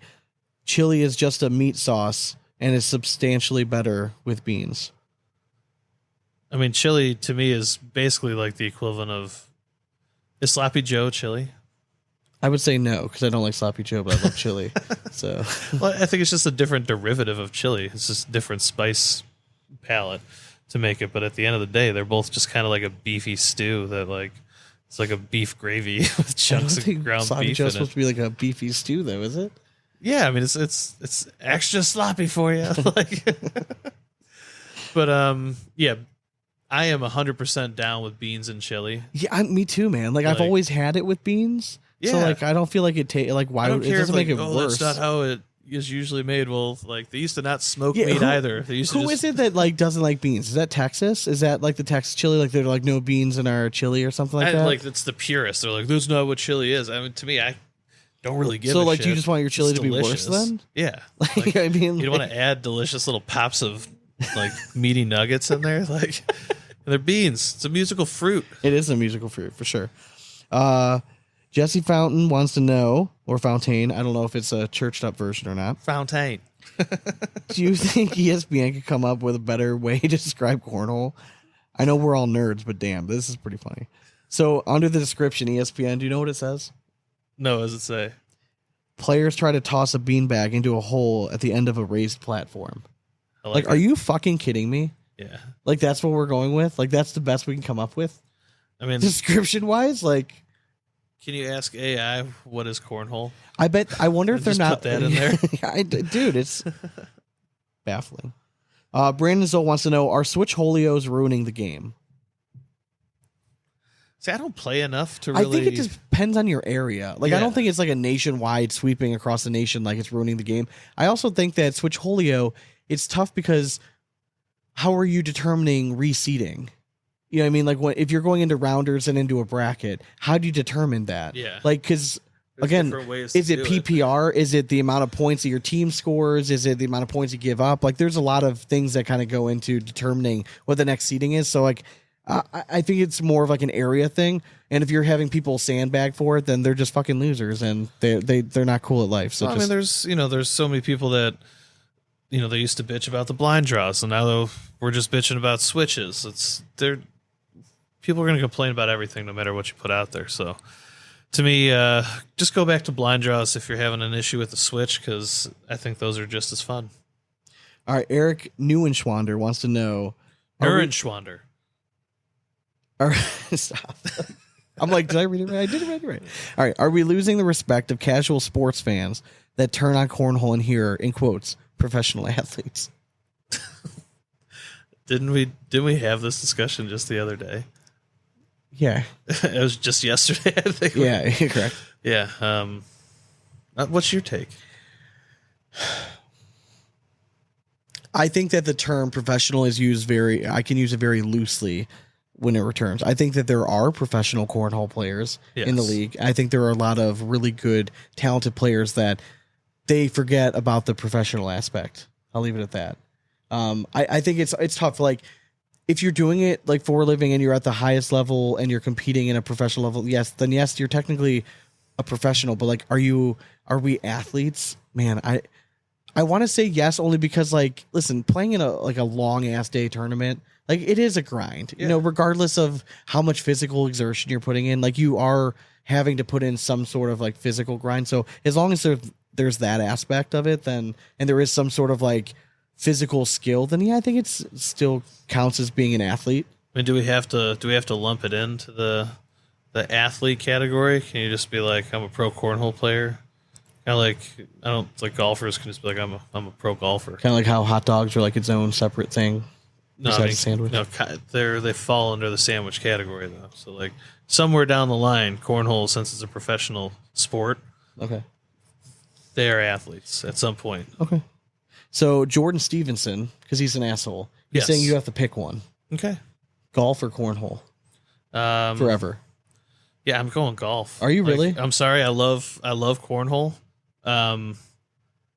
Yeah, there's something about just being outside. It's my so happy like place. You could never go at a party if they're playing cornhole. You couldn't play. You can't go like to the lake house. If they're busting out the board. You have to sit there and watch. There's a lot of other games. Okay. All right. I'm okay. That's fair enough. I would miss it dearly. Again, we have a cornhole podcast. Yeah. I understand this, Sean. I would miss it dearly, but like seriously, like golf is my happy place. I love golf. Yeah. Love golf. But I would actually pick cornhole only for the reason that like I feel like it travels a little bit better. Like I would do it more often. I get to play that more often than I do actually get to go out and golf. Yeah, that's so if I only get to do one for the rest of my life, I'm probably it's weird, but I probably am going to pick. But it's because you have kids. Yeah, correct. Yeah, ask me that in 10 years, and it's probably going to be way different. Jeremiah Ellis, you might have heard of her, wants to know what's the recovery method when you get home from Vegas. Okay? So I know you are famously, you don't get hungover. Yeah, in quotes, but you have to wake up some days and not feel like 100%. So like, do you have a remedy of like a night after remedy? Cold shower. That's it. Like like, hey, I want to go get some. Never need anything else. Like, I of course, like I will, but it starts off just wake up, go hit that cold shower real quick, and then start your day. Like, I don't know, like, yeah, sometimes it's more often than not the wife will need that greasy sandwich, and of course I'm going to get one for myself. Like, I'm not going to pass up on that, but do I need it? No, not particularly. What's your go-to breakfast order at McDonald's? I just do number 8. I don't have the memorized. Oh man, I was testing you. Okay, hold on, just wait. Bacon, egg, and cheese bagel. Done. Okay, there you go. With a medium iced coffee. Okay, very nice. I mean, hangover remedy in our house, and that's part of the reason I married my wife, is like she's the same exact. If we're hungover, McDonald's breakfast is a must. And then I know I unleashed a beast on you, dude, by telling you a sweet little secret. And that secret is sauce. Putting breakfast sauce on an Egg McMuffin should be illegal. Dude, it is. It makes the greatest breakfast sandwich of all fast food. That's why I was surprised that you went with the bagel. You know why? Because it's already on there, and I don't have to be like with breakfast sauce and then have it like double check it when they give it to me. There better be breakfast sauce. My only thing, because I like the egg so much more on an Egg McMuffin, because like an actual egg versus the folded egg. You can upgrade. You can, but upgrade. you gotta pay like $3 extra for that shit. No, it's only it's $3 extra. $1.18 Okay. to swap the egg out. Oh, is it addition. okay? All right. I've done that before too. Yeah, I mean it's worth it. So that also, like, if you're looking for the greasiest one, you get the steak, egg, and cheese bagel, but you swap out that egg. That's what makes it good with the steak. Because normally I don't like the steak, but with that egg and the yolk, makes the steak that much better.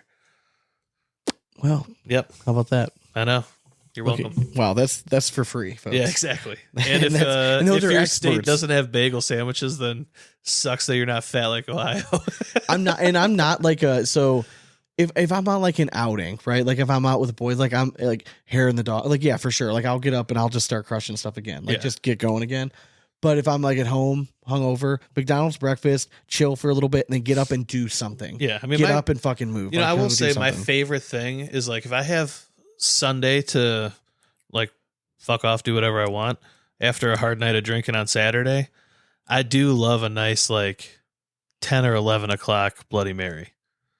To just kind of reset the system. Yeah, yeah. Okay.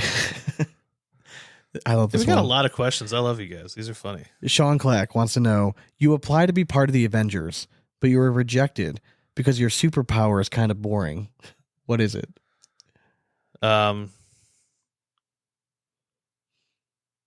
Superpower is I can make anything fill up. If my gas tank is empty, boom, fill it up. My cup's empty, boom, fill it up. My wife's not pleased, boom, fill her up. That's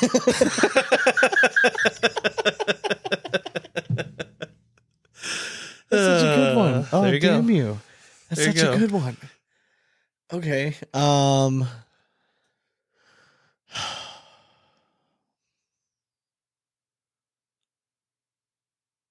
It'd be like I'm never late.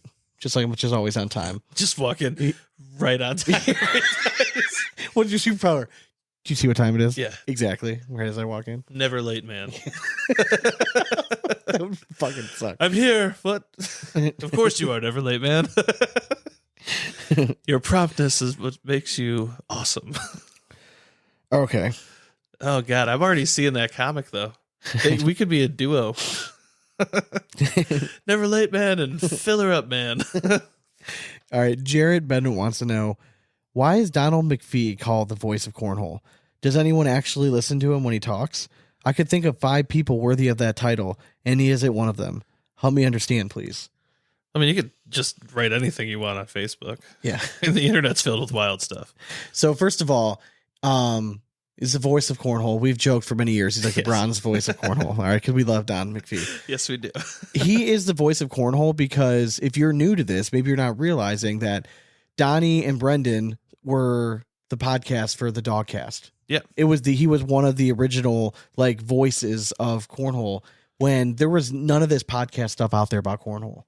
So he had the nickname the voice of Cornhole because he was kind of known for doing like their intro and hello friends. You know what I mean? And he like, does have a very sultry voice. He does. He's got a good voice. Listen, like, have things gone as well as they had when they were the Dogcast? No, of course not. But listen, don't be a dick. You know what I mean? Yeah. Like, he's put in his time. He's still grinding. There's no reason to be a fucking asshole about it. If you don't like his content, then just don't watch it. It's that right? easy. They're simple as that. Like, that's what baffles me. And guess to what? another person If you're putting content complaining about it, that means you watched it. So thanks for the view. Exactly. You know what I mean? So like that's Yeah. what cracks me up. Like you took the time to put his name in your mouth and you tagged him in it. You know what I mean? So you know he was going to see it. So like you just want a little bit of attention. Well, I'll give you the attention, but don't be an ass. Yeah, and I don't like to me, Respect it's just- somebody's grind. If someone's going to work hard to put out They're putting content, out whether content. or not you Don't like it or shit on not. it. At least it's Cornhole content. Why is it okay for like Adrian Johnson to post like the same 3 motivational quotes 3 times a week and he's like killing it in the social media game? Like Adrian Johnson's so awesome. But then like Donnie will do something corny and everyone shits all over him. Like it's called Cornhole for Christ's sake. it's still effort. As long as you're putting some effort into it, like it should count for something. For sure. In my opinion. So well that. Okay. And then there's one more. Our dude. Let me find it. All right. Lucas Meyer. Tier Talk. Favorite camping foods. We'll end on this one. Okay. Number 1 for me, honorable mention. We'll start beans. Okay, that's a good one. Just again, give me good old campfire beans. Always a classic. Slow roast them.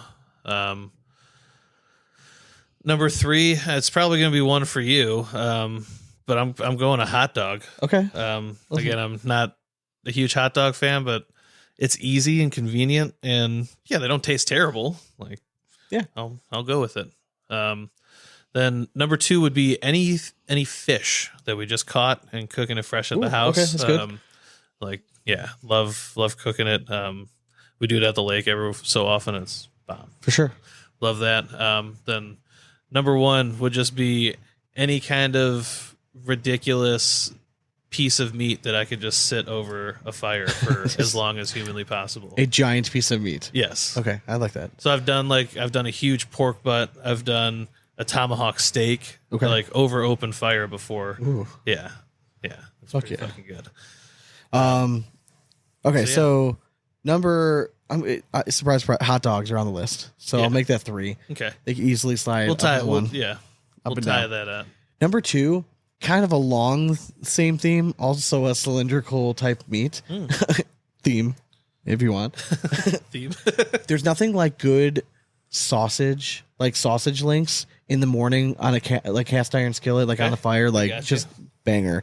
Number 1, s'mores. Like, are you serious? Yeah, I mean, I was thinking s'mores too. Serious? Marshmallow action. It's just a given, and honestly, I think the s'mores been. Are you always a traditional s'mores guy? So that's what I'm saying. Like now, like I've had so many new derivatives of a s'more. So what's your are you still go to original, or have you found like a new like personal fave? All right, so I had a s'more at the lake where we cut open the marshmallow, Okay. shoved a Rolo inside, closed it back up. All right. Then you torch the shit out of the mallow. Okay. You literally just set it afire and then blow that thing out. You slide it onto, what was the name of the cookies? It wasn't graham cracker. It was a certain type of Lorna Doone. no, it was like a chocolate chip type cookie. Like It an wasn't archway. something like that. Yeah, Okay, but I got anyways, you. but you just slide it in between 2 chocolate chip cookies and take it home. God damn, dude. It's so good. Yeah. I mean, at that point, are we still considering that a s'more just because you shoved a marshmallow That's between? what I'm saying. Like, there's so many derivatives to it that it's like, is the s'more really the king anymore? Like, marshmallows have changed. Like, have you done the stuffed marshmallow? Have you tried? No, but I've done, instead of using Hershey's chocolate, you swap that out for a Reese cup. Oh, yeah. Like, done. and when you're roasting your marshmallow, are you don't care, you're going to just burn it and you're all about you're good? No, it depends. It Or depends are on you what mood I'm in.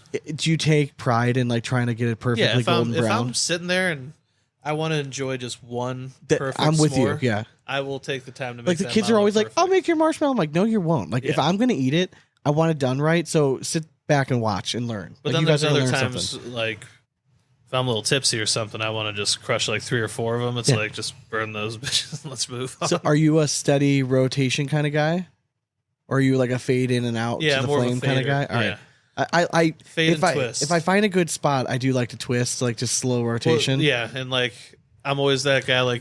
Go get me toward the closer to the bottom on the embers, Oh, but yeah. I'll hold it 6 inches away. The worst part is I always tend to get a little impatient at the end, and then it always catches, and I'm Yep. like, fuck, I All just that wasted. work. Sorry, but I'm still gonna eat it. Yeah, I mean, I'll eat that marshmallow, but Oh, I'm yeah. restarting. That's not good enough for the s'more.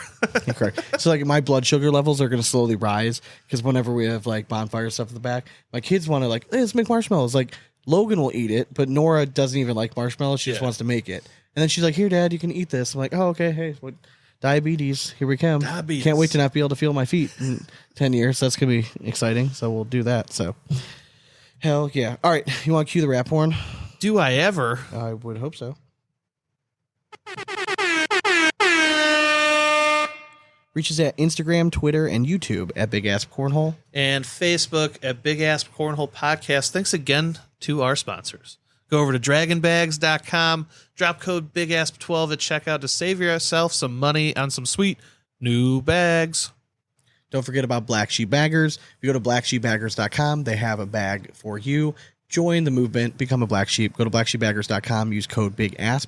And if you're in the market for a new set of boards, we're talking high quality, great printing, awesome boards. You go to gnarlybags.com, use code Big Asp, and you're going to save yourself some money. Last but not least, Big D Bags. Definitely not last or least. Oh, yes. Once again, embrace the bulge. Go over to bigdbags.com. I miss him. We need to have him on soon. That we do. See how he's chilling down there in Texas. Dude, he's killing it. I know he is. If you, little shout out. If you're not following the Texas Cornhole League show like on YouTube, yeah, follow definitely it. check it out, man. Because John is like, he's very good at what he does, and like the live stream stuff they're coming on, and him and Grant have a really good thing going on with the podcast. We're covering the TCL and now the ACO and stuff like that. Mm-hmm. So they're moving on up. So I truly enjoy their content. So if, you're a cornhole nerd, you're looking for other good stuff to kind of gobble up. You got to check out Texas Cornhole League show, and don't forget about following Corn Doug, the Down and Back. Give the Golden Voice or the Browns Voice, whatever he's calling himself these days, Donnie McPhee. Give him a follow. Just follow. Listen, it's not hard to click follow. It's not. It's not really hard to click like on posts. Mm-hmm. Like, and this is going back to a sentiment to one of our buddies, Brandon Thompson from Airwolf Athletics. So shout out to Airwolf Athletics too. Yeah. If someone makes a post, it's not hard to drop a like. You know what I mean? Or a comment or something. You know what I mean? It does go. We notice those instead things. of scrolling, just give a little. That's all it is. Tap. Just be like, hey, we saw it. We appreciate you. What you guys are doing. Yep. Thumbs up, man. Yeah. And everyone's just funny. like, oh, people are going to see that I liked that. And by the way, the amount of respect I have for our fans, I think I told you yesterday, when I posted I heard this Jeremiah chick is pretty good. The amount of laughing like likes that we got right off the bat, let people know that like, okay, you guys are smart enough to understand that we're just kidding. Yeah, it's a joke. We're clearly not making fun of him. We love Jeremiah. He's been on the show like 4 times already, like 3 times the last 6 months. Mm-hmm. We love the guy. Super happy for his success, but it makes me happy that we're growing together as a unit here. Yeah, we are. We can all have fun. We can take a joke. We can all take a joke. And if you're like, God, we love their jokes and we just love these guys and how can we support them? Well, you're in luck. If you go to patreon.com/bigaspcornhole for the price of a beer a month, you can support us. Again, we would play sad music with a little kid pushing a tumbleweed and stuff. Yeah. I want to we need to do like a promo video of you like in the side, like just sitting there with crisscross applesauce, like scooting a little cornhole bag. I'd rather be like buckwheat. I got 2 pickles. But patreon.com is where we host all of our bonus content stuff. We do happy hours once a month. We post up the video portion of our episodes for like the interviews. We started doing that. But yeah, if you're looking for more content, you want access to the show, insight into what we're asking guests and things like that, check out patreon.com/bigaspcornhole. We greatly appreciate your guys' support. Hell yeah. All right. Well, next week we'll have some more fun. We finally get like a deep breath from like all this national stuff, and then we're right back into another one in Minnesota. Bingo, so it's like we're in the thick of things here. I'm going to look at the schedule. We'll definitely do a draft. I'm excited for the next draft. We're going to have some former ACL pros on. The plan is for the draft episode, I believe we're going to have Drew Brown and Josh Gross on. Nice. All right. And we might even bring in Corn Dog just to, I mean, he's been on every time. Let's just extend it out. There's plenty of pros. Give me some competition this time. You know what I mean? So you didn't win national too. I think I did. Get out of it. Recalculate. I'm going to look it up. I have not added it up, but like I thought, because listen, after the first one, I did not think I won. I really didn't. If we're talking about fantasy, by the way, I'm still I back-to-back times winning Isley's league. So shout out that. Fair enough. Thank you, Jeremiah Ellis, by the way. So he was a 3rd round draft pick, by the way. Or no, I'm sorry, late second round draft pick, which was a steal, and he's winning it. So just quick glance here. And I had top 2 were in history. Yeah. Yeah, I probably did not win this one. Just like quick glance. Might have been Doug. I mean, we each had one team in the Final Four. Actually, it might have been Davin. Now that I'm looking at it, I'll go back and add it up, but we'll figure it out. Check it out. But yeah, thank you guys all for listening. It was an old school episode. Thank you for the listener questions. I think this is gonna be like a new thing. Like we might not do all the listener questions every week, but for sure. We get these messages all the time. Like, people will send us messages, be like, "Hey, you guys should talk about this." I just post it. If you ever want us to talk about something, a topic or anything, just post it up. Yeah, and tag us. Hell yeah. We'll screenshot it and throw it on there. It's easier for us to remember that than all the DMs. Hell yeah. Oh yeah. Because we have so many people that make #1 jersey. And if you did message me, I know there's a few people that messaged me. They're having events and they were looking for bag donations. If you're listening to this, their bags are going out this week.